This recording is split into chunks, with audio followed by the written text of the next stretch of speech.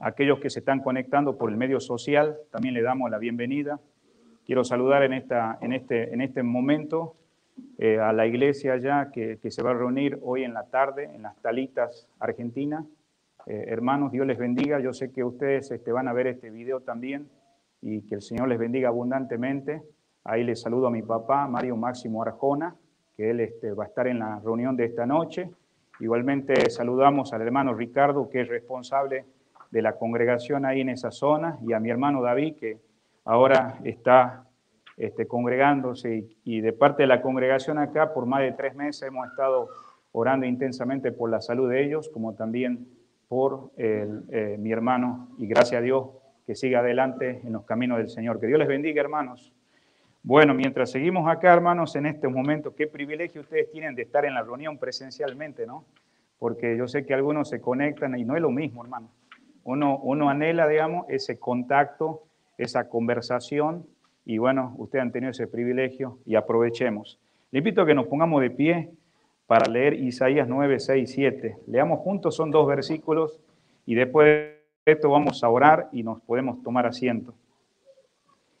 Porque un niño nos es nacido, hijo nos es dado, y el principado sobre su hombro, y se llamará su nombre admirable, consejero, Dios fuerte, Padre eterno, príncipe de paz.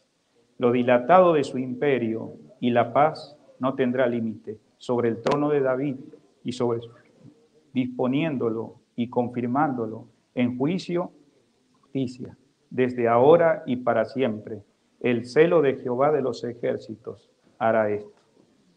Que el Señor bendiga su palabra en esta mañana, y así como estamos, le invito a que vamos al trono de la gracia, y voy a invitar acá ¿cómo se llama? Carlos Cruz, que venga, hermano, a orar por este tiempo de la palabra y también por nuestros corazones, que estemos con ese corazón dócil y humilde.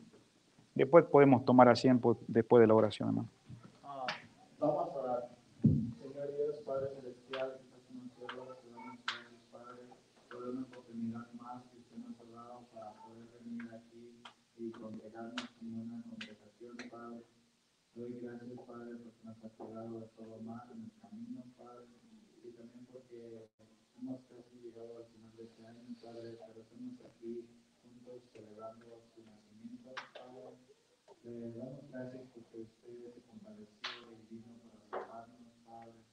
Pero, Padre, ahora venimos de ti a pedirle, Señor, que bendiga este culto, Señor, y bendice a la gente que, Señor, está oyendo esto, Padre, y que hay una persona aquí que todavía no lo ha conocido como un Salvador, Padre, que puedan venir ante tus pies. Te pedimos todo esto, Padre, bendiga el culto, bendiga al pastor, en nombre de Jesús.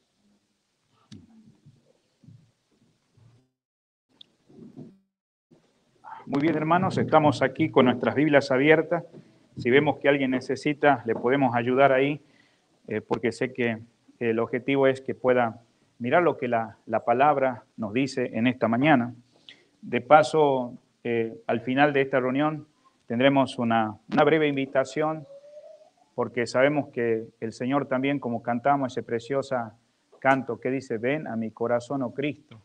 Pero también acordémonos que no solamente la gente que no le aceptó, no le abrió su corazón o ese lugar donde él pudiera nacer, pero hubo gente que sí le abrió su corazón y le dio su vida, y eso fueron personas muy humildes en aquella región, que eran pastores, y vamos a hablar en unos minutitos más de eso, y también hubo otros que también no eran necesariamente judíos, eran hombres del Oriente que habían estudiado, que anticipadamente ya los profetas anunciaban la venida del Mesías, y estos hombres dice que rindieron su vida en adoración. Entonces, estamos acá en el libro de Isaías capítulo 9, versículo 6, y dice la palabra acá en el tiempo de este profeta, estamos hablando 700 años antes de que el Señor naciera, y dice la palabra, porque un niño nos es nacido. Esto para nosotros hoy en día lo podemos entender, pero para aquellos días era un oráculo, era un enigma, pero estaba anticipado proféticamente la venida del Mesías. Acordémonos que en esos días, digamos, el profeta Isaías, por muchas razones, Dios lo había usado porque la nación de Israel en muchas ocasiones se desviaba y era la causa de su corazón y sobre todo también ellos caían bajo las tentaciones de las demás naciones que les rodeaban. Muchos de ellos estaban rodeados, como en aquellos tiempos, de gobiernos que a veces abusaban y estaban en esclavitud. Pero siempre, digamos, había una esperanza. Y esa esperanza es que iba a venir un día, ¿quién? El Mesías. Y ese es el fundamento más grande que había en aquellos días, que se esperaba, pero no sabían cuándo. Le invito a que vamos a Lucas 2:11, vamos a hacer una comparación en esta mañana breve. Tal vez ustedes han escuchado una palabra que se llaman los evangelios signóticos. Los evangelios signóticos. ¿Por qué le dicen signóticos? Porque acordémonos que hay 4 escritores que Dios usa. Mateo era un publicano, cobrador de impuestos, judío.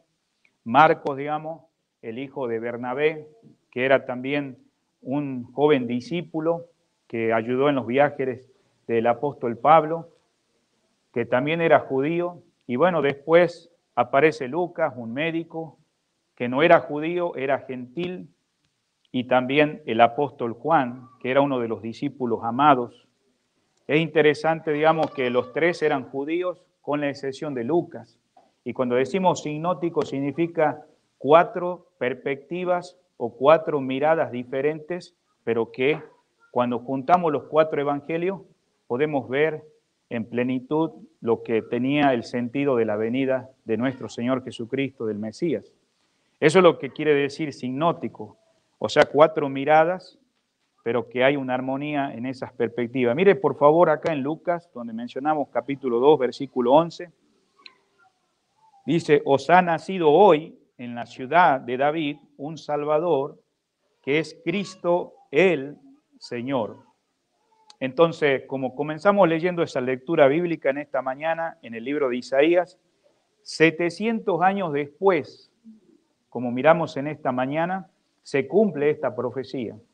Aquello que era una gran expectativa, no sabían el día y la hora. Y como ustedes saben, en esta mañana nosotros estamos hablando que os ha nacido un hijo, príncipe de paz. Bueno, queridos hermanos, en esta mañana estamos viendo que esto se cumplió para beneficio primeramente de ¿quién? De los judíos. Y también, amados hermanos, nosotros, que no necesariamente somos judíos, somos gentiles. Y cuando yo hace un momentito mencioné acerca de Lucas, es porque Lucas, digamos, él no era judío, pero aún así él fue también un discípulo del Señor, se convirtió. Volvamos de vuelta al libro de Isaías 9, versículo 6. Dice la palabra, porque un niño nos es nacido. Primero vemos el beneficio. Nos es, que dice, nacido. ¿Para quién? Para los judíos y para los gentiles. Pero también dice, hijo nos es dado. Qué maravilloso. No cualquier hijo, el Hijo de Dios. Vamos al libro de Salmos, por favor, capítulo 2. Salmos, ahí en el mismo Antiguo Testamento, pero vamos a dirigirnos al número 2, versículo 7. Dice la palabra de Dios en esta mañana, recordándonos que un hijo nos es dado, príncipe de paz. Yo publicaré el decreto. Jehová me ha dicho, mi hijo eres tú, que dice, yo te engendré. Qué don gratuito en esta mañana, qué regalo, que el hombre no tenía derecho. Nosotros no teníamos derecho. Nadie en este mundo tenía el derecho. Pero Juan 3:16 clarifica esa extensión, porque de tal manera, dice, amó Dios al mundo, que ha dado a su Hijo único, unigénito, para que todo aquel que en él cree no se pierda, mas tenga vida eterna. Hubo una causa principal de la venida del Mesías. Y el apóstol Pablo le escribe a los hermanos de Roma en el capítulo 6, versículo 23, les dice, porque la paga del pecado es muerte.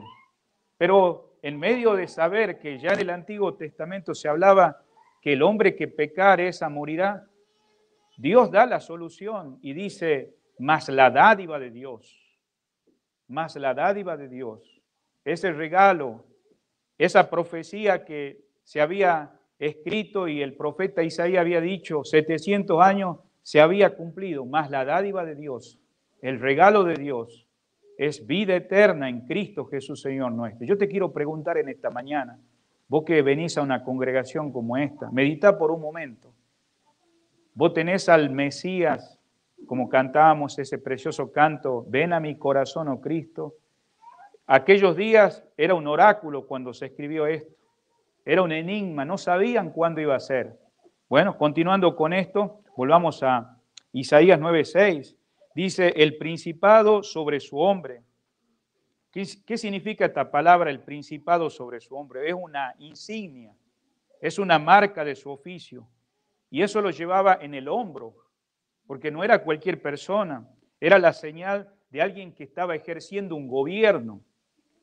Y Apocalipsis capítulo 22, por favor no dejes el libro de Isaías, vamos a ir al último libro de la Biblia, aquel libro de revelación, aquel que en este caso se quita el velo. Y es interesante, hablando de este libro, me gusta esta imagen, digamos a mí, cuando puedo poner ahí como esa vela, ¿no?, que está en medio de la oscuridad y esa palabra Apocalipsis, o sea, revelaciones, corriendo ese velo, alumbrando a través de su palabra, por su Espíritu Santo, el corazón, el ojo humano, para que pueda ver las verdades del Señor. Y mire lo que dice Apocalipsis, capítulo 22, versículo 22.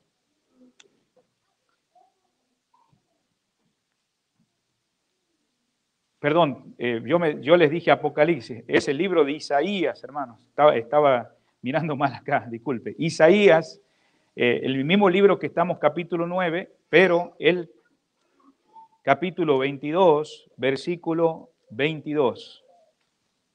Dice así las Escrituras: y pondré la llave de la casa de David sobre su hombro, y abrirá y nadie cerrará, cerrará y nadie abrirá. Todo esto tiene que ver en relación a lo que estamos mirando ahí en Isaías capítulo 9, versículo 6, dice el principado de su hombro. O sea, el gobierno, hablando del Mesías, se hallaba marcado justamente en esa posición que él tenía, pero que también aquellos que se oponían, porque había gente que se oponía a esta venida del Mesías. Si volvemos de vuelta acá a Isaías capítulo 9, hemos leído el 6 y 7, mira el versículo 4, Isaías 9, 4. Porque tú quebraste su pesado yugo y la vara de su hombro y el cetro de su opresor, como en el día de Madián. Quiero recordarles que muchas veces Israel había pasado por cautiverio. Muchas de las razones que pasaba cautiverio o pasaba tiempos de opresión era por causa de que ellos no se sujetaban al Señor, a Jehová. Entonces los profetas, Dios los usaba para ellos volver a recordar que Dios había prometido la venida del Mesías.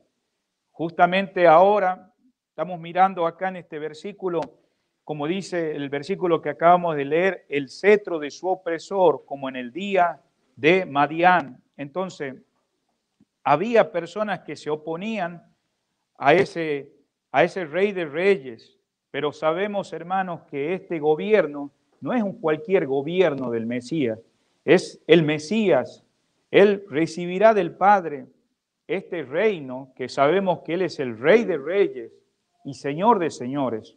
Por eso vemos acá claramente que nosotros, los que esperábamos al Mesías, hablando de algunos de Israel y otros nosotros como los gentiles que hemos comprendido cuál era la razón de la venida del Señor, de su nacimiento, hermanos. Él, hermano, es el Altísimo y tiene aquellos que se han sujetado a Él, que están subordinados a Él. Por eso en Daniel, capítulo 7, en estos últimos domingos, algunos que han venido por la noche, y les quiero animar, hemos estado mirando profecías acerca del futuro en relación a Israel. Le invito a que vamos al libro de Daniel, por favor, en el Antiguo Testamento, en el capítulo 7, por favor, versículo 13. Y dice la palabra de Dios así, que Él es heredero de todas las cosas. Mire el versículo 13, por favor. Dice la palabra, miraba yo en la visión de noche, y aquí, con las nubes del cielo, venían unos como un hijo de hombre, que vino hasta el anciano de día, y le hicieron acercarse delante de él. ¿Está hablando de quién? Del Señor Jesús. Mire más abajo, por favor, en el mismo libro de Daniel, capítulo 7, versículo 14. Y le fue dado, que dice, dominio, gloria y reino, para que todos los pueblos, naciones y lenguas le sirvieran. Su dominio es dominio, y marque en su Biblia, eterno, que nunca pasará, y su reino uno que no será, que dice, destruido. Qué maravilloso. Entonces, cuando miramos de esta venida del Mesías, volviendo a Isaías 9:6, un hijo nos es nacido, y dice ahí, su principado es sobre su hombro. Quiere decir, amados hermanos, que su reino es eterno. Mientras nosotros estamos meditando en esta mañana esto, quiero que piense por un momento. Usted en estos momentos tiene gobiernos actuales. En aquellos días, mientras Isaías estaba hablando y mientras se escribía todos estos pasajes que estamos gozándonos en esta mañana, había situaciones que estaba pasando Israel. Bueno, también cuando el Señor nació, había un gobierno humano. Hoy en nuestros días, 2000 años después, también hay un gobierno. Pero quiero decirle algo, pero hay un gobierno sobre todos los gobiernos, y que es eterno, y que aunque las cosas puedan cambiar, como en los tiempos difíciles de Israel, como cuando el Señor nació y como hoy estamos viviendo, el Señor tiene un reino eterno. Y miren las características de este reino, según el versículo 6 dice, que son esenciales, es admirable. En segundo lugar, hablando de esta persona, es consejero, y cada uno de estos tiene un significado. Es Dios fuerte, son nombres que tienen que ver con el nombre de Dios, que es todopoderoso. No es cualquier hombre. Es equivalente a esta palabra cuando estamos mirando acá, Dios fuerte, tiene que ver con Emanuel. Con Emanuel. Mire acá en el libro de Isaías 7:14. Isaías capítulo 7, versículo 14. Por tanto, el Señor mismo dará señal. He aquí que la Virgen concebirá y dará a luz un hijo, y llamará, que dice su nombre, Emanuel, refiriéndose a ese Dios fuerte. Volviendo de vuelta a Isaías 9:6, dice, Padre eterno. Esto es una señal de que es admirable. Esto no es solamente que Él nació y quedó niño, no, es eterno, amados hermanos. El hecho de que en esta mañana el mundo ha puesto una fecha para celebrar estos días tan que podríamos decir, recordamos el nacimiento del Señor, gracias a Dios por ustedes. No todo el mundo entiende esto, pero sin embargo, amados hermanos, mirando que Él es admirable y que no ha quedado un niño, como nosotros muchas veces hemos sido influenciados en nuestra actualidad, quiero que usted recuerde lo que el Señor mismo dijo de Él cuando Él estaba en esta tierra ya grande. Mire, por favor, no deje por favor Isaías 9. Vamos a ir a San Juan capítulo 10, versículo 30, el cuarto evangelio. San Juan capítulo 10, versículo 30. Dice la palabra del Señor así. Yo y el Padre, dice, uno somos. Yo y el Padre somos uno. O sea, Él es admirable, es Padre eterno. Aún siendo un niño. Vamos a San Juan 14:9, por favor. San Juan 14:9. Dice la palabra del Señor. Jesús dijo, tanto tiempo que estoy con vosotros, está respondiendo una pregunta que Felipe le había hecho. Y dice, Jesús le dijo, tanto tiempo hace que estoy con vosotros. ¿Cuánto tiempo había estado el Señor con sus discípulos? Más de 3 años. ¿Y no me has conocido, Felipe? El que me ha visto a mí, ha visto al Padre. ¿Cómo pues tú dices, muéstranos el Padre? Bueno, este niño profetizado, este Mesías profetizado es Padre eterno, amados hermanos. Es el Padre eterno.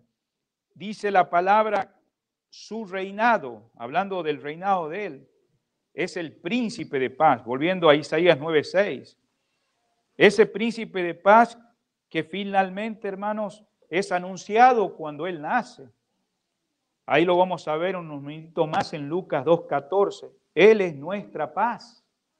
Por eso, para algunos que nosotros en esta mañana hemos llegado, tal vez con cosas que nos ha conmovido, mire, cosas pasaban en el tiempo de Isaías.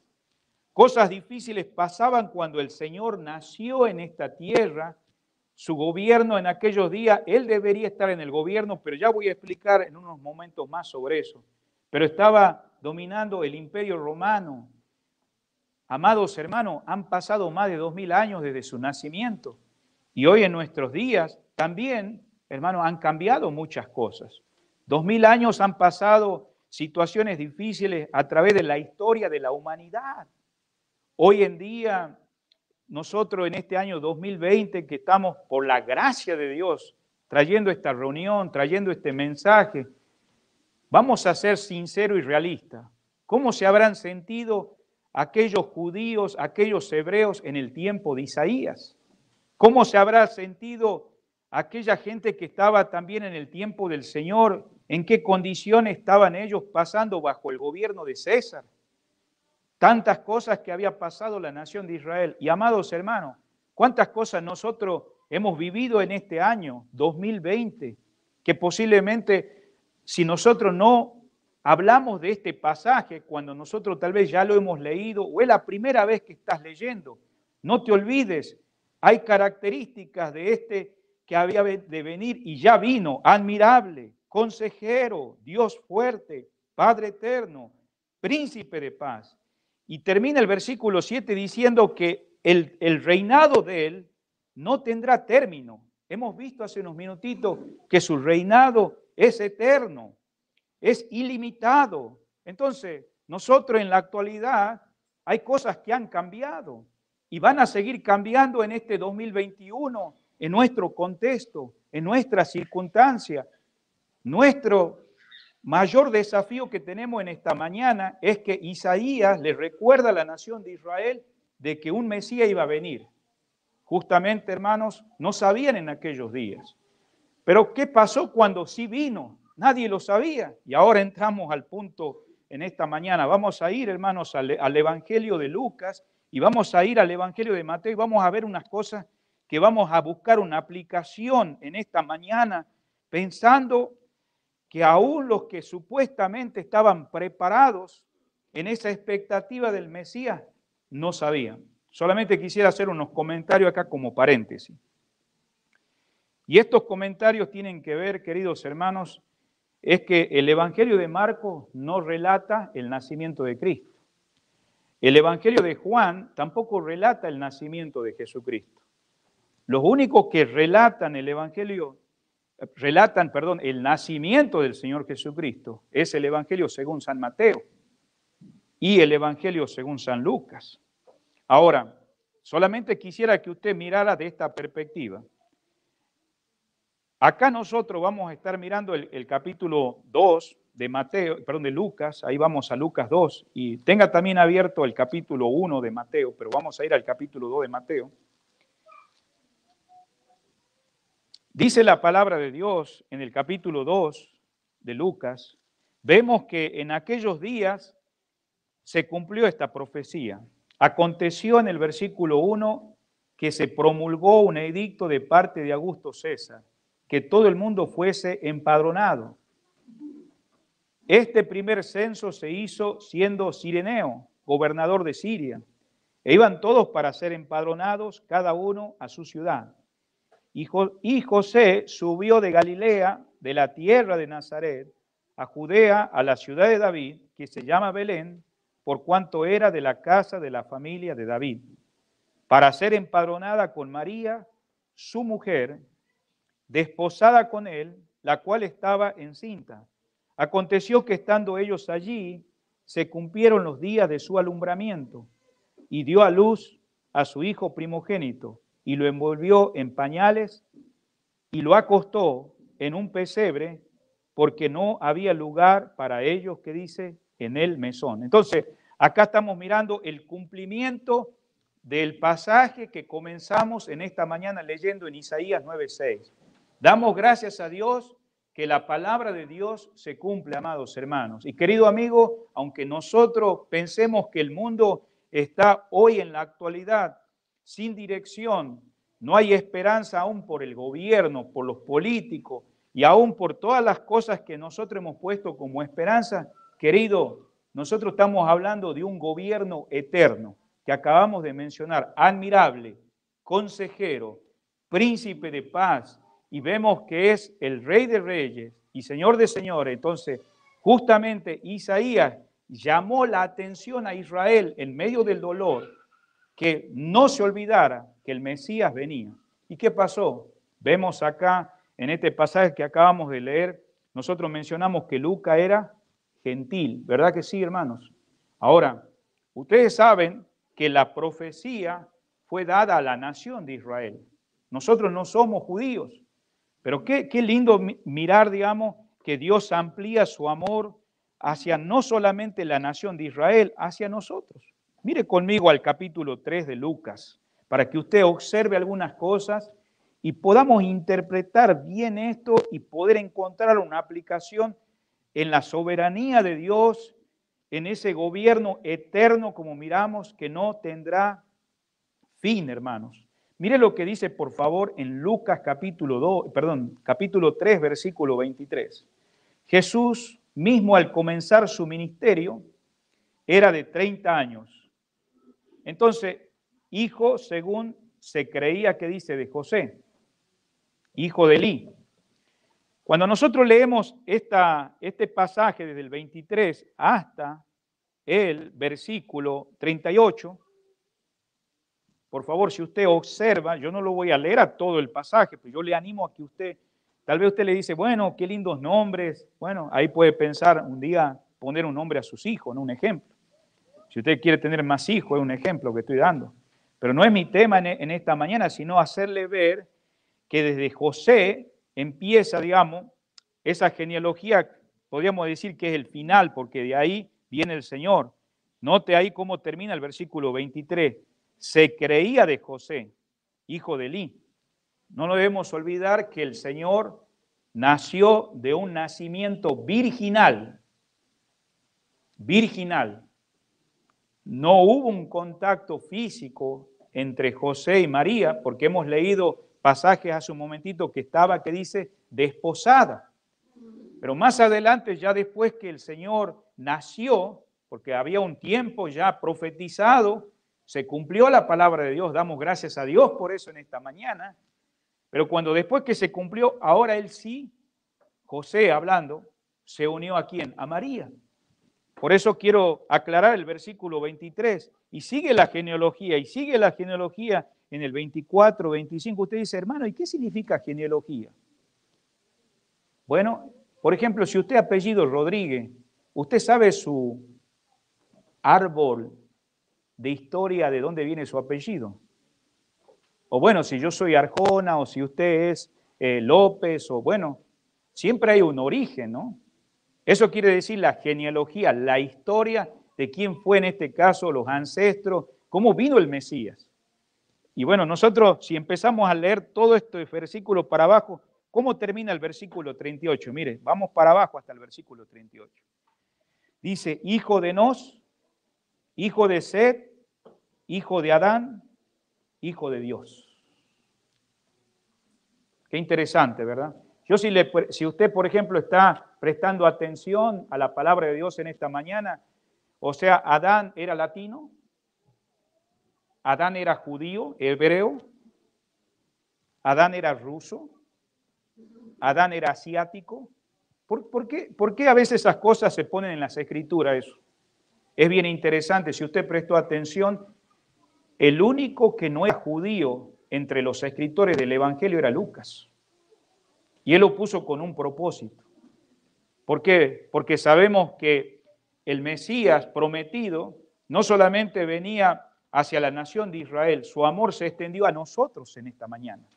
A nosotros que supuestamente pareciera que no teníamos Dios, no teníamos vida, esperanza, éramos idólatras. Usted sabe que todas las naciones que rodeaban a Israel tenían sus ídolos. Estaba Baal, estaba Afrodita, todos tenían sus dioses. Imagínate nosotros en nuestro contexto, amado hermano, católico, que nos han sembrado por más de 1500 años, religión con idolatría. Póngase a pensar, entonces Lucas está diciendo, mira, si nosotros vamos a enfocarnos de cuál fue la venida del Mesías, la venida del Mesías no comenzó con Abraham. Mire, no se vaya de ahí. Estamos mirando cómo Dios en su plan soberano cumple las cosas. Dejemos ahí Lucas 3. Vamos ahora a Mateo. Dijimos que vamos a estar indagando y viendo cómo se desarrollaron estas cosas. En Mateo, en el capítulo 1, este apóstol, este discípulo del Señor que era cobrador de impuestos, como le llamaban publicano en aquellos días para el imperio romano, ya convertido al Señor, empieza también a expresar, igual que Lucas, pero ahora desde otra perspectiva. ¿Por qué? Porque recordémonos, digamos, que el Señor, esas promesas, esas profecías que fueron escritas y habladas, porque Dios reveló al profeta Isaías la venida del Mesías, era sobre la nación de Israel. Entonces, note cómo comienza la genealogía. Si usted está prestando atención en Mateo, capítulo 1, versículo 1, dice, libro de la genealogía de Jesucristo, hijo de David, hijo de Abraham. ¿De dónde comienza la genealogía? Comienza desde Abraham. Abraham, su trasfondo era religioso. La vida de Abraham no fue una vida, digamos, con la cual nosotros nos imaginamos cuando escuchamos de que él era el amigo de Dios. Eso fue después. Su pasado de Abraham era idólatra, era pagano, era un hombre, digamos, con su trasfondo de sus seres queridos, terrible, pero Dios eligió a Abraham para apartarlo. Y estamos mirando acá que para hacerle ver al pueblo de Israel un pueblo peculiar, apartado, separado, para mostrar que hay un Dios todopoderoso de todas las naciones, apartó a Abraham. Y claro, usted puede seguir leyendo toda la lista de nombres. Cuando termina el versículo 17 dice, estamos en Mateo 1, de manera que todas las generaciones, desde Abraham, dice, hasta David son 14. Acordémonos que bajo la descendencia del rey David, Dios dio promesas. Antes del rey David, ¿quién estuvo? Saúl. Dice que todos murieron de la descendencia ¿de quién? De Saúl. Fue un hombre, digamos, que le dio la espalda al Señor, menospreció al Señor, hizo lo que él quiso y tuvo que Dios poner un hombre conforme al corazón de Dios. Y ese era el rey David. Y podemos ver a través de la genealogía, al versículo 17 dice acá, hasta David, desde David hasta la deportación a Babilonia. Cuando hablamos de deportación significa que muchas veces Israel caía en manos de imperios y los esclavizaban, pero siempre recordaba, no se olviden, un hijo nos es dado, va a venir un día el príncipe de paz, él está, y sabe que siempre Israel, Dios lo protegió, porque el Padre, el Hijo, hablando de ellos, como mirábamos hace un momentito, es uno. Y dice acá el versículo 17, hasta la deportación de Babilonia 14, y desde la deportación de Babilonia hasta Cristo. No te le dice 14. Estamos hablando de generaciones. Estamos hablando de, en medio de todo ese sufrimiento que pasó la nación de Israel, de exilio, de deportaciones, cayendo en manos de imperios como el imperio asirio, en la mano del imperio Egipto, habiendo caído en la mano de nada menos de Babilonia, y ahora estar en el momento que nace el Mesías bajo el imperio, ¿quién? Romano. Entonces, ahí nos debe llamar la atención a nosotros que Dios les vuelve a recordar, el Mesías va a venir. Y sabe que el Mesías vino. Y ahora entramos al punto. Nosotros estamos mirando en Lucas el nacimiento del Señor. Ahora vamos a Mateo, donde estamos en el capítulo 1. Vemos la palabra de Dios acá, viendo paso a paso. Y esto nos va a ayudar a poder entender lo que el Señor, digamos, estaba haciendo a través de la vida de aquellos que tuvieron el privilegio de estar en su nacimiento. Miramos la profecía cumplida. Dice acá en el versículo 23 de Mateo: he aquí una virgen concebirá y dará a luz un hijo, y llamará su nombre Emmanuel. Quiero recordar que María, hasta el nacimiento del Señor Jesucristo, fue una mujer virgen. O sea, no tuvo un contacto físico. Él, como vemos los versículos anteriores, fue del Espíritu Santo. Y ahora sabemos que en el tiempo que estuvieron juntos como mujer desposada, que era una costumbre que había en aquellos días, entonces no había ese contacto físico hasta que ya después podían consumar el matrimonio. Dice el versículo 25, pero no la conoció hasta que dio a luz su hijo primogénito y le puso por nombre, ¿qué dice? Jesús.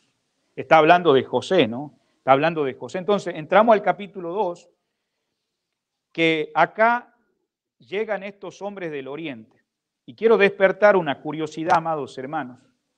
Yo sé que hemos dicho hace un momentito de que, gracias a Dios por estos días, que tal vez en algún momento de la historia se puso esta fecha como un día de celebración en relación al nacimiento de Jesús. Pero no podemos dar con exactitud en esta mañana si el Señor Jesucristo nació un día 24 o 25 de mayo, porque no tenemos esas fechas registradas. Si usted me dice, bueno, ¿de dónde salieron eso? Bueno, sabemos que dentro de la historia, ¿no?, se puso una fecha, pero eso no significa, digamos, que está mal poder recordar como lo estamos haciendo nosotros. Nosotros los cristianos comprendemos que la profecía se ha cumplido. Gracias a Dios por eso. Sabemos que nosotros, sin tal vez aparecer en el plan, Dios extendió su amor, como miramos en Lucas, la genealogía desde dónde, desde Adán hasta el Señor Jesús. Hay esperanza para nosotros, aquellos que no conocen de Cristo y que no son judíos, que no son con un trasfondo hebreo. Pero también vemos que el pueblo de Israel, cuando llegó el momento de esa esperada venida, no pudieron entender. Y por eso en el capítulo 2 de Mateo dice, cuando Jesús nació en Belén de Judea, en días del rey Herodes. Hermano, no cabe duda que se puede afirmar acá, porque acá en estos momentos aparece Herodes. ¿Sabe quién tendría que estar como rey acá? ¿Sabe quién tendría que estar como rey? Porque nosotros acabamos de ver que su dominio del reino será, que dice, eterno. Hemos leído así en Isaías 9, 6, 7, si usted ha prestado atención. La palabra de Dios se cumple. Pero es interesante quién estaba dominando en aquellos días. Dice acá, en los días del rey Herodes. Estamos hablando que en estos días ya Herodes ya estaba como rey 35 años. Ya estaba anciano este hombre. Ahora, este pasaje que estamos leyendo ahora, y quiero, hermano, no quiero sacudirte, pero sí te quiero animar a que puedas meditar verdaderamente en lo que estamos mirando en esta mañana. Nosotros en nuestra cultura, actualmente en el siglo XXI, acostumbramos a ver un establo, un pesebre, ¿no?, donde vemos que el Señor está ahí envuelto en pañales, como hemos leído recién Lucas 2. ¿Se acuerda que hemos leído Lucas 2? Y vemos que llegó el momento del nacimiento. Bueno, ahí en Lucas capítulo 2, para entender de una perspectiva correcta, es el nacimiento del Señor. O sea que fue en días donde ya se había empadronado. En aquellos días se empadronaba cada 14 años. Acá en Estados Unidos, esa palabra empadronar tiene que ver con el censo, ¿no? El censo. ¿Y para qué ellos hacían un censo? Bueno, ustedes saben que en Estados Unidos nos animaron en estos últimos meses a censarnos, ¿no?, que no va a afectar nada. ¿Y para qué ayuda el censo? Bueno, para mejorar tal vez calles, escuelas, universidades, beneficios sociales, ¿no? Eso es lo que ayuda. Pero en aquellos días, ¿quién estaba gobernando? Estaba el Imperio Romano. estaba Augusto César, estaba Herodes como rey. Entonces, ya habían empadronado a las personas porque ellos querían ver de qué manera podían cobrar más impuestos sobre principalmente los varones, hablando del pueblo de Israel. Entonces, cuando nosotros estamos mirando acá el capítulo 2 de Mateo, ya habían pasado 2 años, hermanos. Quiero que entienda esto. En el capítulo 2 de Lucas se muestra el nacimiento del Señor, ya se sabía quiénes habían nacido, por eso después vemos que Herodes manda a matar a los niños menores de 2 años porque sabían en qué lugar habían nacido.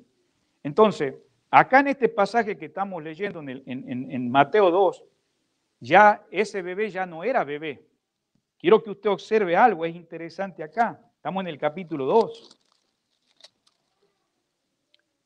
Y dice la palabra de Dios en el versículo 11, dice, y al entrar en la casa, vieron al niño. No está hablando del bebé. Al entrar en la casa. ¿Dónde nació el Señor?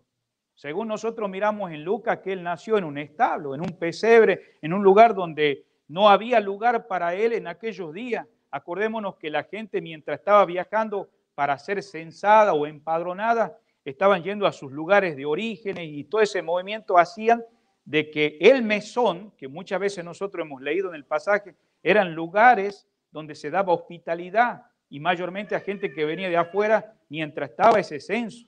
Entonces, en ese pueblo donde el Señor nació, estaban todos los lugares llenos, no había lugar y no sabían todavía quién era el que iba a nacer, no se imaginaban. Entonces, todo eso pasó en Lucas 2, pero acá en Mateo, capítulo 2, nosotros estamos mirando ya 2 años después.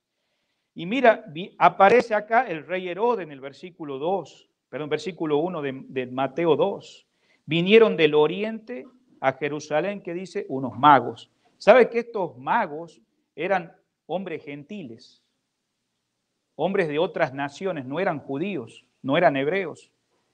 Es notorio mirar que estos hombres, ellos les gustaba, eran como astrólogos, estudiaban las estrellas y ellos habían ya escuchado de que se había hablado de una venida, la venida del Mesías.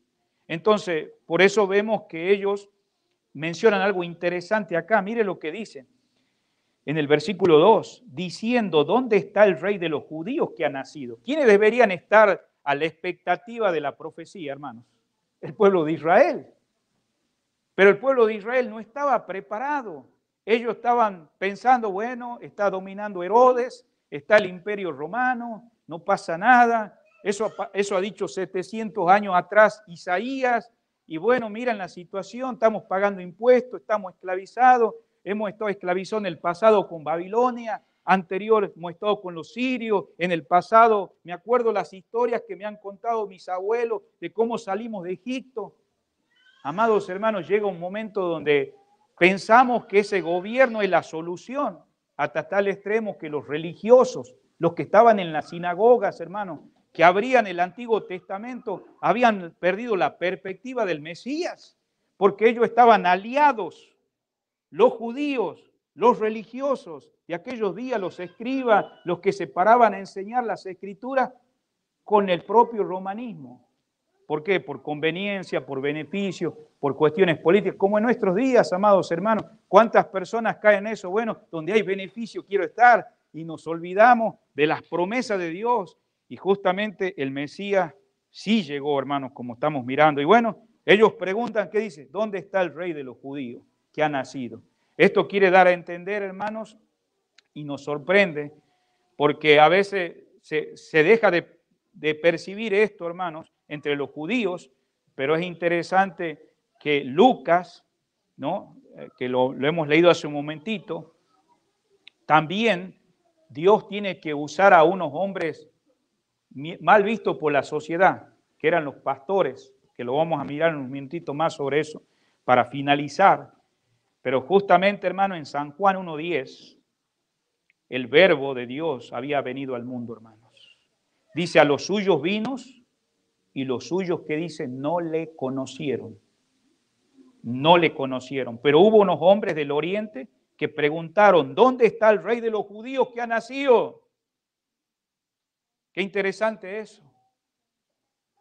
Hoy en esta mañana, queridos, hay gente que todavía no sabe, digamos, que ya ha nacido el rey. Que su dominio está dominando. No, pero amado hermano, usted sabe, usted no está actualizado con las noticias. No escucha los terremotos que están habiendo. No ve las pandemias que hay. Oh, sí, yo sé.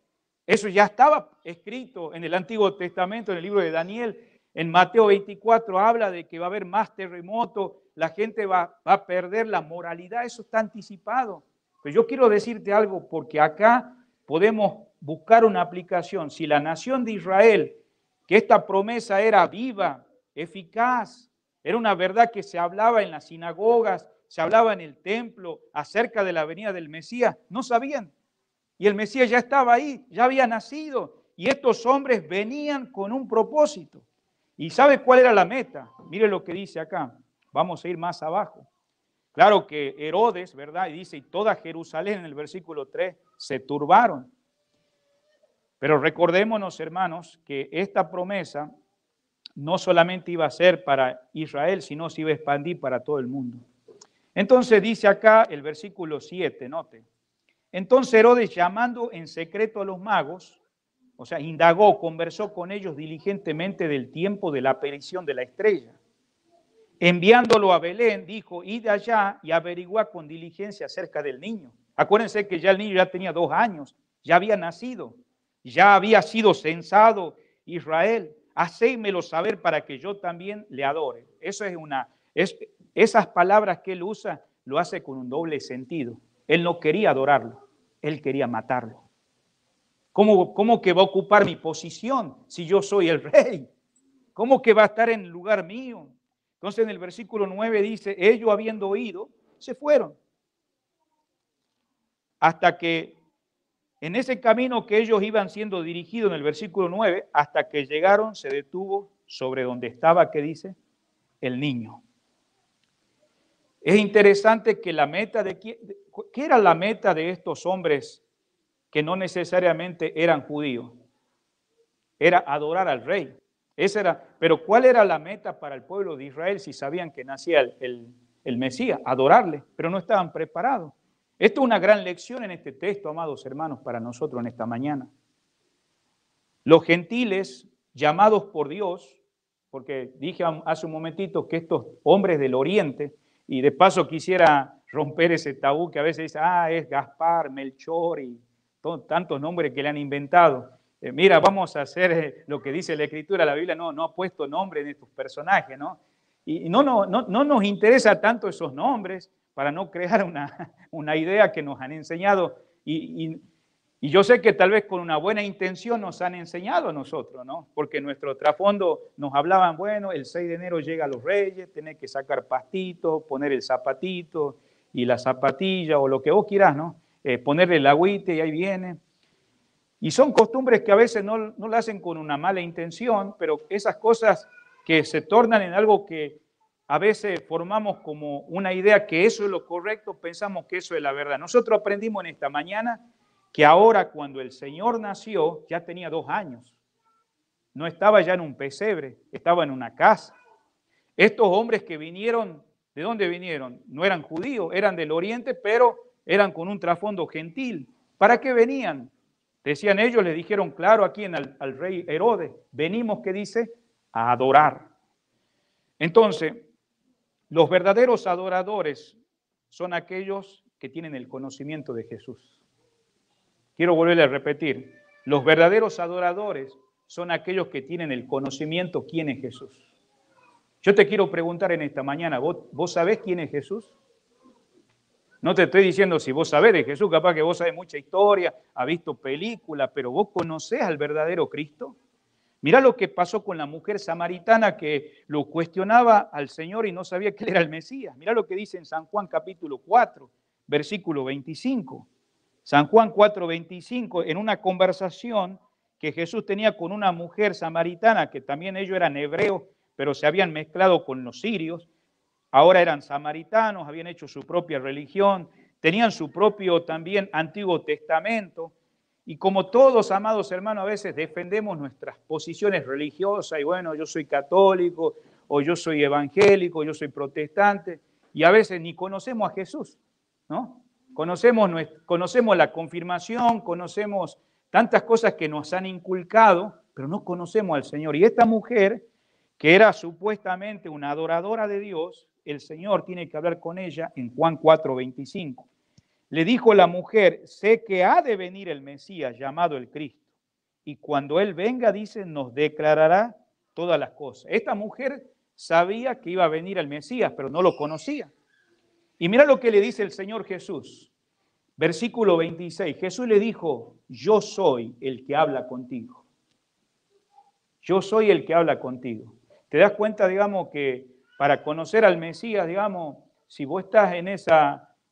Tal vez has venido por muchos años a una iglesia como esta, o has estado en otras iglesias, pero vos no conocés a Jesús. Ah, no, hermano, usted me está juzgando que yo no soy un hijo de Dios. No, no te estoy juzgando, pero muchas veces nos podemos engañar. Nosotros a través de la historia hemos visto inclusive líderes que han tenido que entregarse a Jesús en medio de estar usando la Biblia. Cualquiera puede abrir una iglesia, cualquiera puede reunirse como nosotros, traer la Biblia debajo del brazo, cantar estas alabanzas, hasta usar una terminología evangélica o cristiana, pero realmente no conocemos a Jesús. Y esta mujer samaritana era sincera en lo que hacía, pero ¿sabe qué Jesús le tengo que decir? ¿Sabes con quién estás hablando? Yo soy el Mesías. Ya no busqué más porque ahora, mira lo que te estoy diciendo, has tenido tantos maridos y el que tenés ahora, nadie más te puede decir lo que realmente sos. Conozco tu vida, conozco tu nacimiento, conozco tu adolescencia, conozco tu juventud, conozco los secretos que ni siquiera tu papá y tu mamá sabían. Sé todo porque Él es el Mesías, Él es Dios. Él es el príncipe de paz. Y bueno, estos hombres hablando, volviendo a Mateo, ¿para qué venían? Para adorar. Dijimos hace un momentito que estos gentiles llamados por Dios, porque Dios los había llamado, como nos ha llamado a muchos de nosotros, para conocer al Mesías, para conocer a Cristo. Ahora les es concedida la bendición, ¿sabe de qué? De ir a adorar a quién? A ese Dios hombre. Qué maravilloso, hermanos, que ese Dios hombre haya tenido que dejar el cielo, haya dejado toda la adoración que él tenía y qué recibimiento le dieron.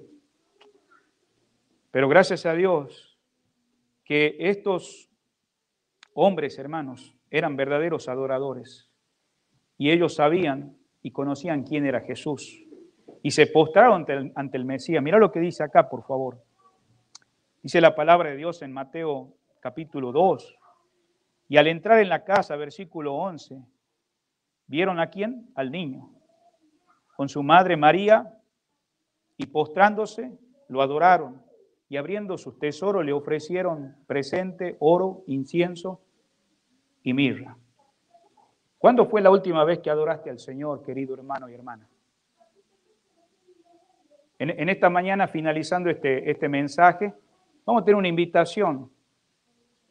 Una invitación donde tal vez nosotros tengamos que evaluar cuántas veces en este año nosotros nos hemos arrodillado ante el Señor. Evaluar cuántas veces cuando nos hemos congregado en el nombre del Señor, no ante los hombres, sino ante el Señor, saber que donde están 2 o 3 congregados en el nombre del Señor, Él está en medio de nosotros. Y olvidarme, digamos, aún mira, ¿te acuerdas cuando este año en algún momento dimos el mensaje de María y de Marta?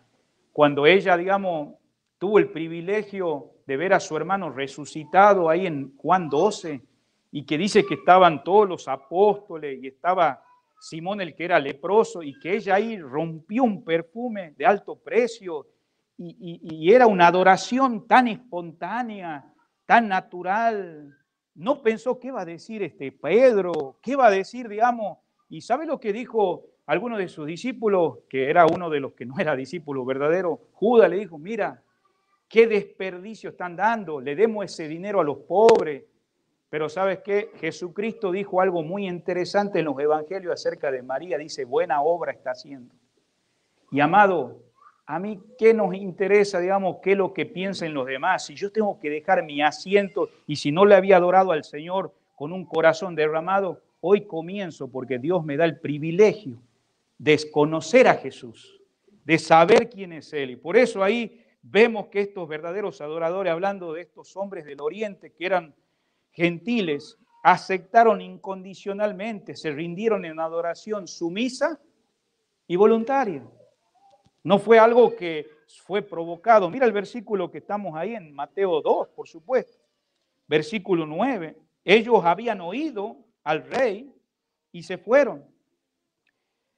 Es admirable que el Dios de la Biblia utilizó dos caminos para revelar a aquellos magos. Porque acuérdense que estos hombres del Oriente, no sabemos con exactitud, pero es más que seguro que eran tres. Pero conocían las profecías como acabamos de ver en esta mañana. Conocían y se les reveló la aparición de la estrella. No era cualquier estrella como hoy en día estamos sacando conjeturas, no, Dios había puesto. Y esta profecía no la sabía Herodes. No, él mismo estaba haciendo aquellos con los líderes religiosos de Jerusalén que se turbaron, se preocuparon. Es interesante que el texto bíblico en el versículo 9, mira lo que dice ahí, que cuando fueron, la estrella que habían visto iba delante de ellos, hasta que, ¿qué dice? Se detuvo. Marca esa palabra, se detuvo la estrella, como señalando el lugar donde estaba quién, en este caso el que ya había nacido. ¿Y sabe qué? No cualquiera pudieron ver este fenómeno. ¿Usted piensa que todo el mundo que estaba en Israel, en Jerusalén, miraban lo que estaban mirando ellos? No, fue algo especial para estos magos poder conocer personalmente este fenómeno. Y eso se llama la fe en la palabra de Dios. Esa fe, digamos, que es inerrante, que permite que nosotros como creyentes hoy en día, amados hermanos, podamos entender la acción, la soberanía, la providencia, la protección de Dios conduciéndonos. Usted sabe que esos hombres del Oriente hubieran sido decapitados por ese rey, porque se sentían insultados. ¿Cómo? ¿Vos vas a ir a adorar a otro rey? Yo soy el rey. Pero ¿sabes qué? Dios lo protegió e inclusive puso esa estrella que fue dirigiendo con un propósito de adorar al Dios en carne humana. En Salmo 97, versículo 11, habla de que Dios dirige a aquellos que son rectos de corazón. La luz está sembrada para el justo, hermanos. Esa luz, hermano, esa estrella es la alegría, hermanos, para ese pueblo de Belén. Por eso es importante ser fiel como creyente en estos días. Mira cuántas personas ahora mismo no encuentran sentido a la vida, pero quiero decirte, ya el Mesías ha nacido. Mira el versículo 10, estamos en Mateo 2:10. Al ver la estrella se regocijaron con muy gran gozo. ¿Qué pasó en la vida de estos magos, de estos hombres del Oriente? Hermano, tuvieron gozo.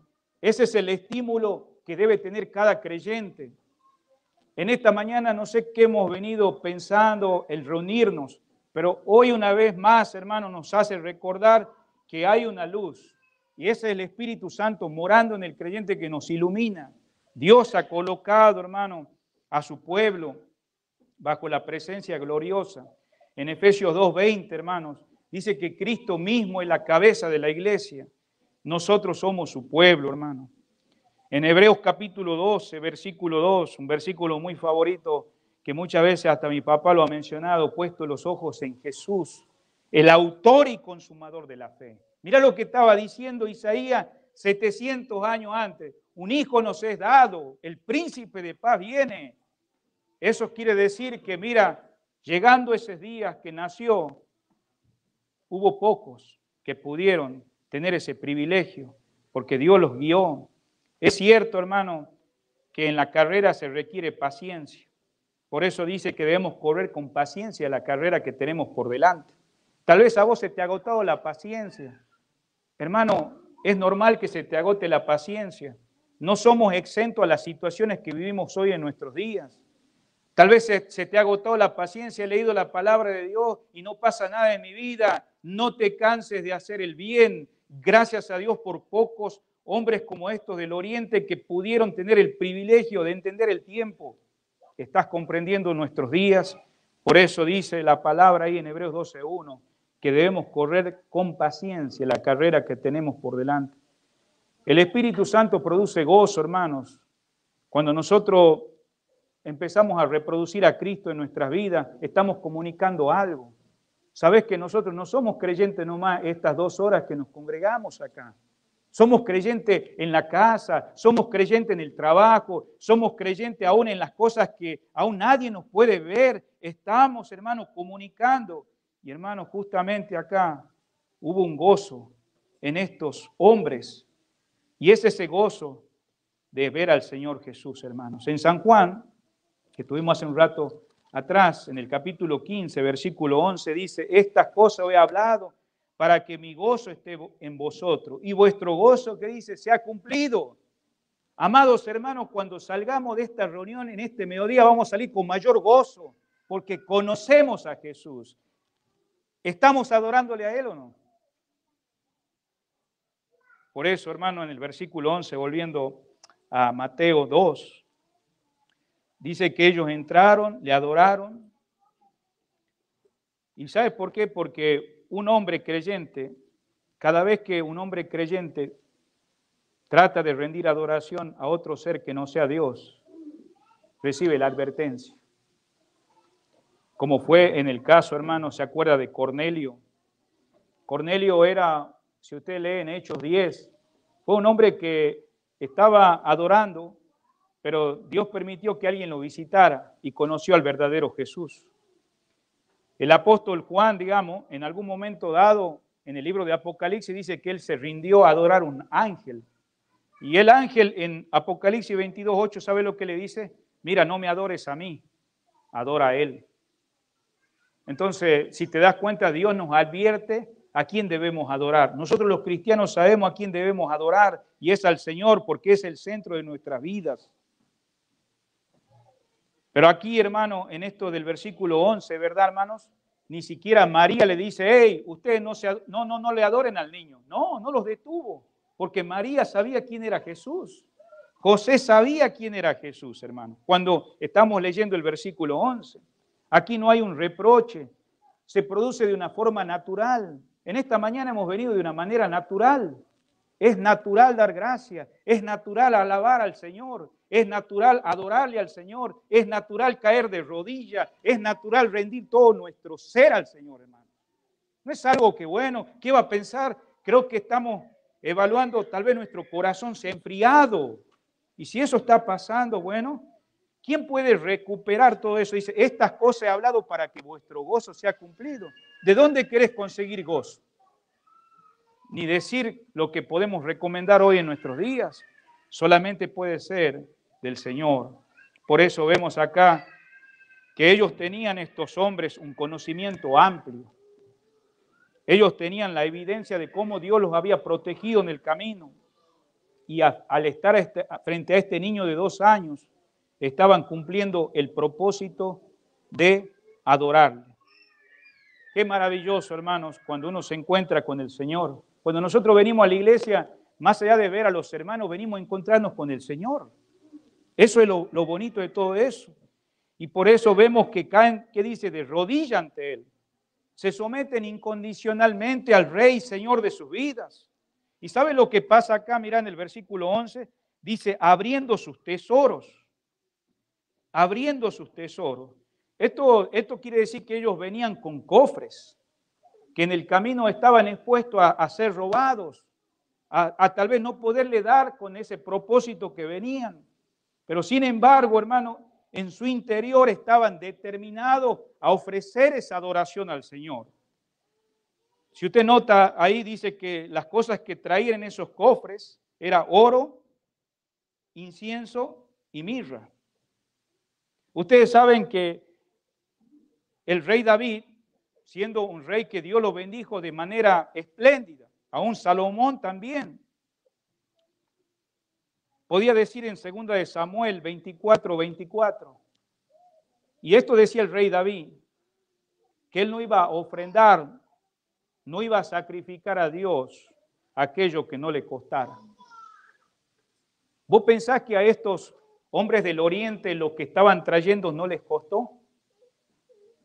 Si vos querés adorarle al Señor, vas a tener que pagar un precio, amado hermano. No es algo que lo hacemos de labio para afuera.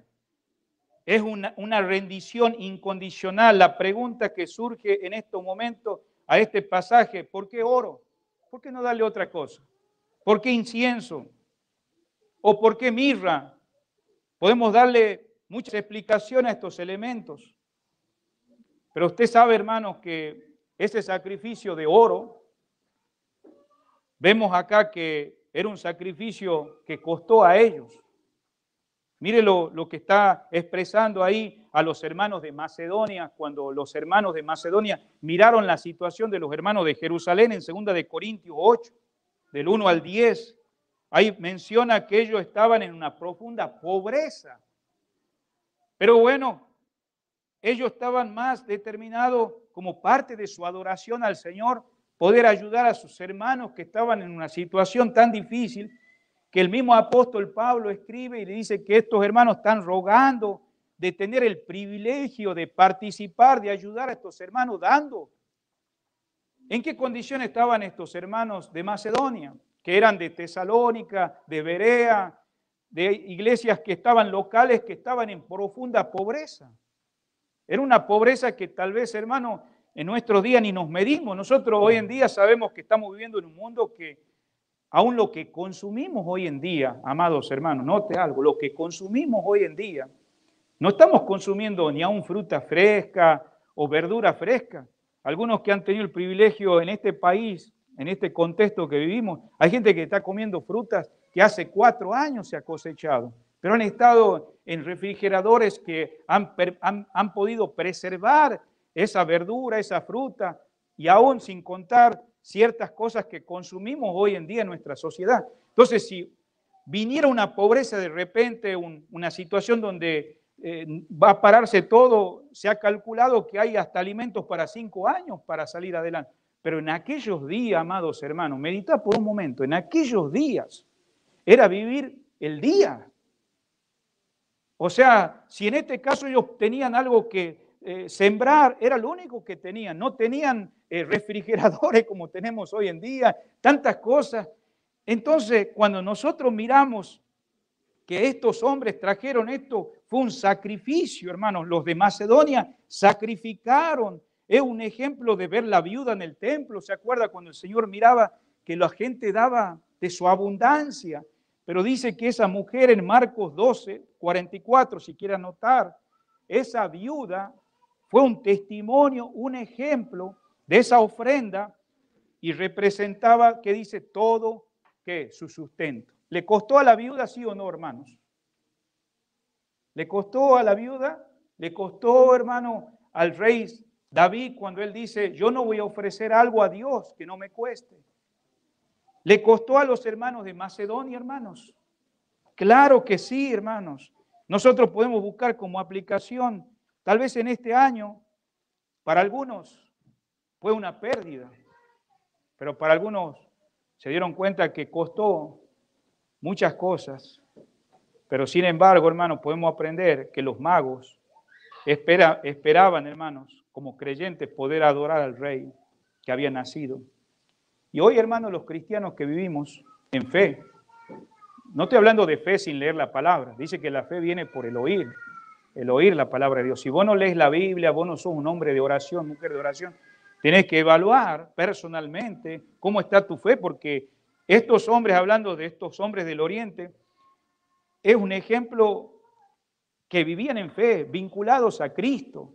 No solo se atrevieron a hablar con el Rey, venimos a adorar al Rey, sino que también, hermano, se conducen determinado a una entrega incondicional con el Señor, una comunión con nuestro Señor Jesucristo. Esto nos hace meditar en 2 de Corintios 8, 9, donde dice la palabra del Señor, hermanos, que el Señor se hizo pobre siendo rico, para que con su pobreza nosotros los hijos de Dios fuésemos, ¿qué dice? Enriquecidos. ¿Has leído ese pasaje, 2 de Corintios 8, 9? Dice que Él se hizo, ¿qué dice? Pobre, siendo rico. Entonces, Toda ofrenda, y cuando hablamos de ofrenda, no pensés que es dinero. Si tú no has rendido tu corazón al Señor como cantamos ese precioso canto, ven a mi corazón, oh Cristo. La ofrenda, hermano, ¿sabe qué? Es la expresión visible de tu entrega personal. Como el hermano leyó una carta misionera, lo que él está compartiendo en esa carta, ese hermano, es su expresión, ¿no?, visible, exterior de su entrega, ¿qué? Personal al Señor. Entonces, lo que pasó con estos magos, estos ya conocían al Señor, se entregaban al Señor y trajeron aquello que le costó el rey David y otros más que pudiéramos hablar en esta mañana. Estos se entregaron plenamente como una ofrenda sacrificial, como menciona Romanos 12:1. Así que, hermanos, ¿qué dice? Os ruego por la misericordia de Dios que presentéis vuestros cuerpos, ¿qué dice? En sacrificio vivo. Nosotros miramos ahí también Lucas, ¿se recuerda, hermanos? Y quisiera que usted reflexionara para finalizar y cerrar este mensaje de la mañana. El Señor, hermano, nació ahí en Belén. Vemos que el Señor, hermano, no estaba reinando, pero Él es rey, aunque no lo reconozcan. Pero ¿sabes qué? Su nacimiento trajo que ángeles anunciaran. ¿Se acuerda ahí en el libro de Lucas 2:8? Dice que los ángeles aparecieron y mencionaron el nacimiento. Ese sí nació. Ahí sí que nació el Señor. Nació en un pesebre, nació en un establo porque no había lugar para Él. Y vemos acá, hermanos, que en 1 de Timoteo 3:16, grande es el misterio de la piedad. Grande es el misterio. Tal vez en esta mañana para algunos que están acá con nosotros es un misterio. Todavía usted no es cristiano.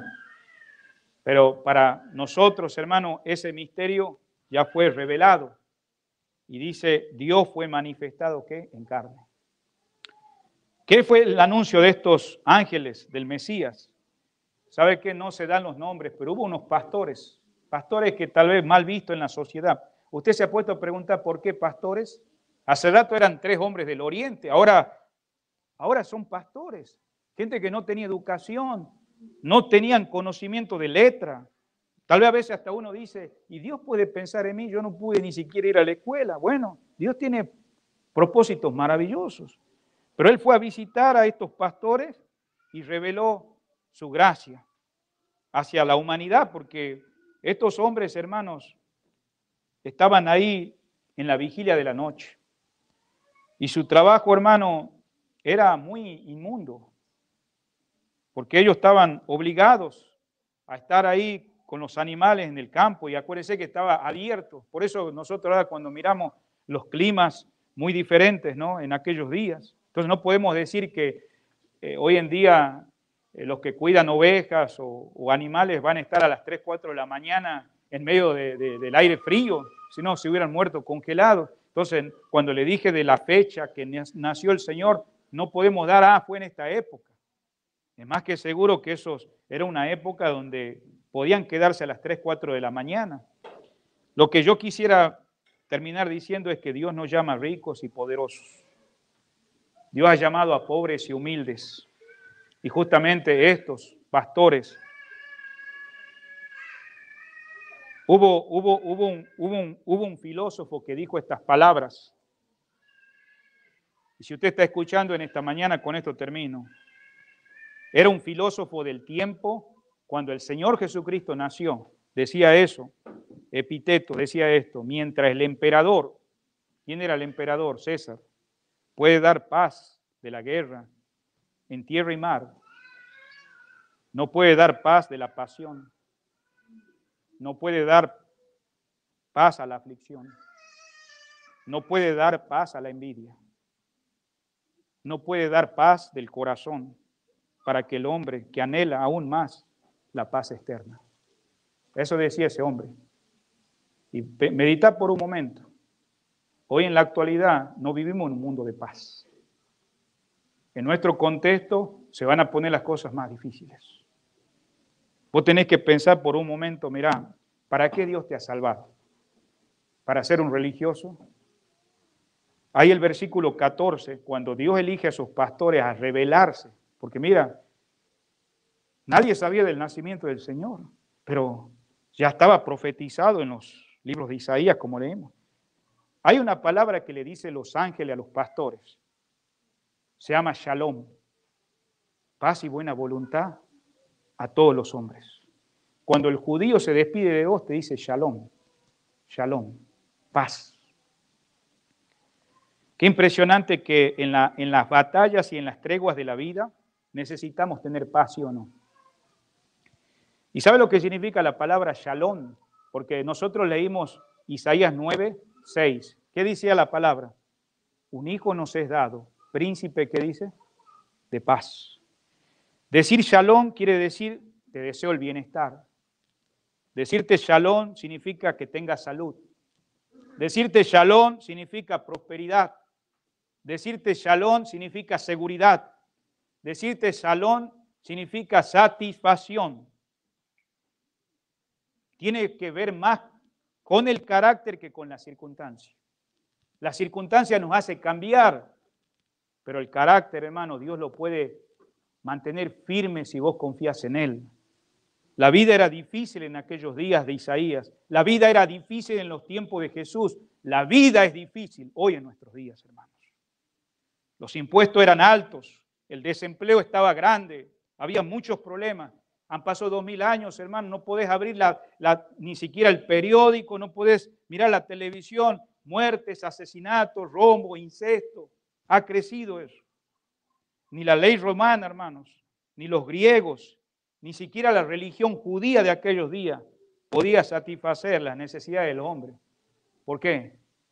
Solamente unos pastores pudieron saber, vengo a traer la buena noticia, paz y buena voluntad ¿para quién? Para con los hombres.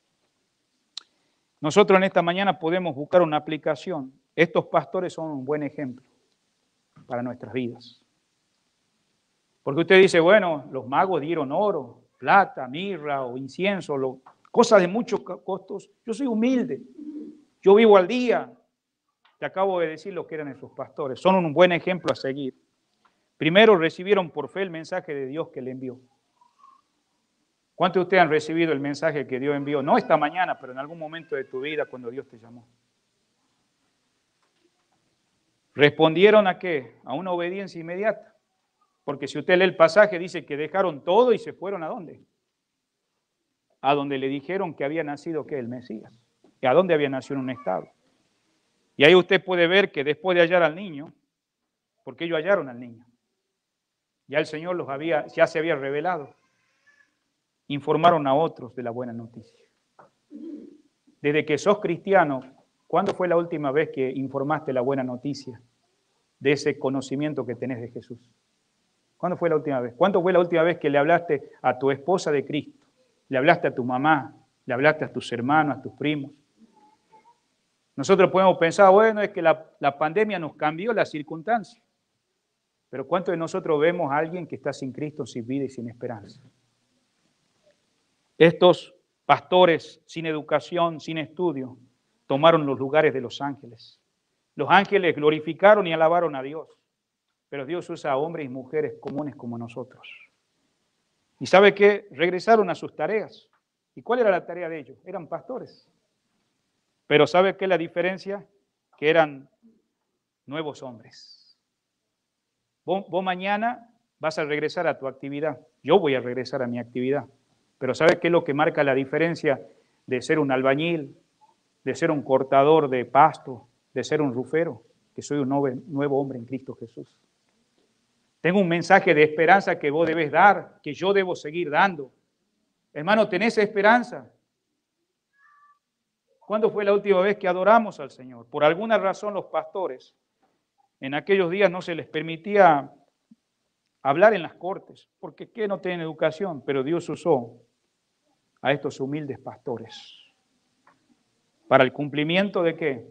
De la profecía del Mesías.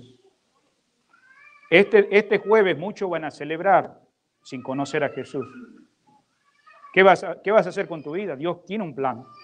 Comencemos a adorarle, hermanos, y en base a esa adoración al Señor, Dios, hermanos, derrama en nuestra vida la paz, lo que te hace falta, ese gozo. Y cuántas cosas que Él dice acá en su palabra que Él es. Él es soberano. Es verdad. Gracias a Dios por el presidente Trump, pero Él no es Dios. Gracias por el que están diciendo que va a ser el presidente, pero Dios es Dios. ¿Cómo se llama, hermano, el que está en México? Hurtado, ¿verdad? Gracias a Dios por ese hombre, pero Dios es Dios. Mi pregunta es, ¿qué reacción vos estás teniendo sabiendo quién es Dios? Ya Él se ha manifestado, ya Él ha nacido y está en nuestros corazones. Le dije que vamos